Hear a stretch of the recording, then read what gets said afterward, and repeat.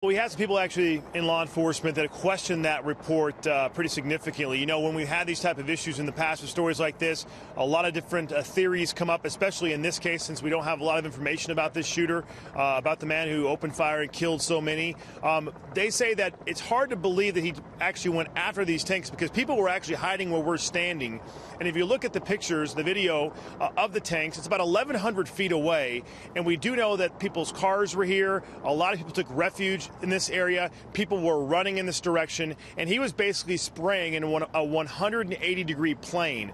So they are very skeptical. Law enforcement, several law enforcement folks that we talked to very close to this investigation were very skeptical of that report and said it's more likely he was spraying the area, Bill. He wasn't necessarily targeting the tanks. Okay, what else are police revealing about the investigation and where we are this morning, Adam?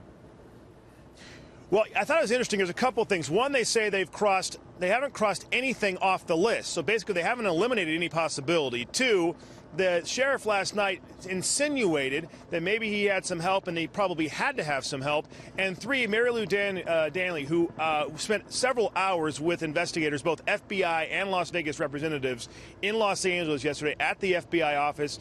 They said she was very open.